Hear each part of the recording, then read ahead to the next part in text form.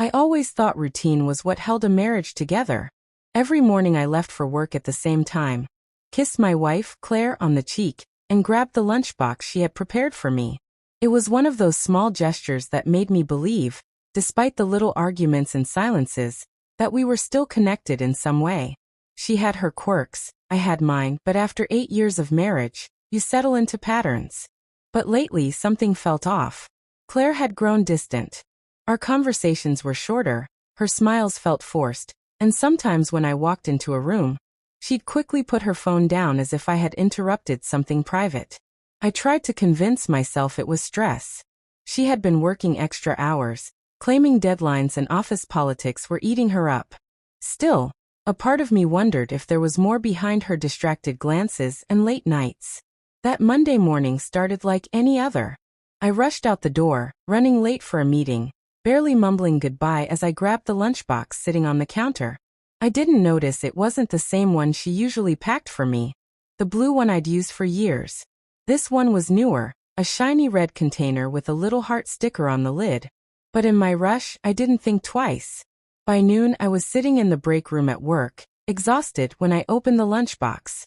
My colleague, Daniel, sat across from me, scrolling through his phone as he unwrapped a sandwich. I popped the lid open, expecting the usual chicken salad or leftover pasta. Instead, what greeted me was different. Inside was a carefully arranged meal, far too thoughtful and delicate for the kind of rushed mornings Claire usually had. A perfectly cut sandwich in the shape of a heart, slices of strawberries arranged neatly on the side, and a small folded napkin with something written on it. I froze. Daniel looked up when he saw my face. "What's up, man? That doesn't look like your usual lunch." I pulled the napkin open, my hands suddenly clammy. Written in Claire's handwriting were the words, "Can't wait to see you again tonight. Last night was unforgettable. Yours, C." My heart slammed against my ribs. Daniel leaned closer, his eyes widening. Dude, that's not meant for you, is it?" For a second, I couldn't breathe. The room spun around me, my stomach knotted. That lunchbox, it wasn't mine. I sat there staring at the note, my appetite gone, my mind racing.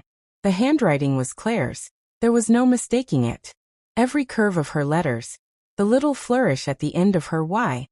I knew it as well as my own. But what tore at me more than the words themselves was the truth they carried. She had packed this lunch for someone else. Someone she was meeting. Someone she had been with last night.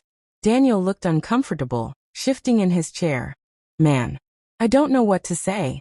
Are you sure that's from your wife?" "Positive," I said flatly, still gripping the napkin. My throat burned.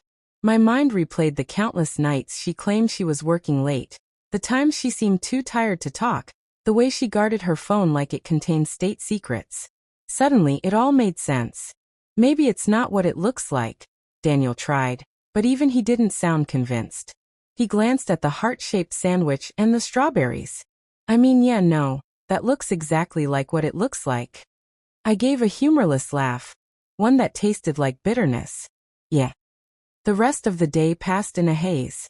I didn't hear a word in the meetings, didn't respond to emails. All I could think about was who the lunchbox was meant for. A name scratched at the back of my mind. Someone she'd mentioned a few times recently, Ethan. A new colleague at her office. She'd called him just a friend. But there had always been a spark in the way she said his name. A light in her eyes she didn't have when she said mine. When I got home that evening, Claire was in the kitchen, chopping vegetables like nothing had happened. She looked up, gave me a smile that didn't reach her eyes and said, "Hey, how was work?" I held up the lunchbox. Her expression faltered just slightly, but it was enough. My chest tightened. "This was interesting," I said, setting it on the counter. "Want to tell me who it was really for?" She froze, knife still in her hand. The silence stretched between us, thick and suffocating. Then she forced a laugh, shaking her head. "You grabbed the wrong one. That was supposed to be for, a coworker. A friend." "A friend," I snapped, slamming the napkin down in front of her. "Then why does it say, 'Last night was unforgettable'?" "Huh. Want to explain that, Claire?" Her face drained of color. Claire's hand trembled as she set the knife down, her lips parting as if she might defend herself, but no words came. The silence that followed was deafening. I could hear the faint ticking of the wall clock, the hum of the refrigerator, even the sound of my own breathing, ragged sharp. Finally, she whispered, "It's not what you think." I laughed bitterly. That line again? Claire, don't insult me. Do you think I'm blind? Do you think I'm stupid? This isn't a misunderstanding. You left evidence in my hands. She flinched, her eyes glistening with tears. Please, Michael, just let me explain. I folded my arms, my jaw clenched so tight it hurt. Go ahead. Explain to me how you wrote a love note, packed a lunch with strawberries and heart sandwiches, and accidentally sent it with your husband. Her composure cracked. She covered her face with her hands, shoulders shaking. It was Ethan. The name shattered the last shred of denial I had been holding on to. But it wasn't supposed to happen. I didn't mean for it to. Don't, I interrupted, my voice like steel. Don't you dare stand there and tell me it wasn't supposed to happen. Affairs don't just fall into people's laps. You chose this, Claire. You chose him. Her tears spilled over, streaking her cheeks. I was lonely, Michael. You've been so distant, always working late, always exhausted. I felt invisible. And Ethan, he noticed me. He made me feel alive again. Her words cut deeper than any knife could. So this was my reward for working overtime, for breaking my back to give us a comfortable life? My punishment for trying to build a future for us was betrayal. Alive. I repeated, my voice trembling with fury. And what am I, Claire? A corpse you married out of pity? Everything I've done, every sacrifice I made. It was for us. For you. And you threw it all away for a cheap thrill with some office stranger. She sobbed harder, reaching out as if to touch me. But I stepped back. The distance between us had never felt wider. For a moment, I just stared at her. This was the woman I'd built my life with, the one I thought I knew inside out.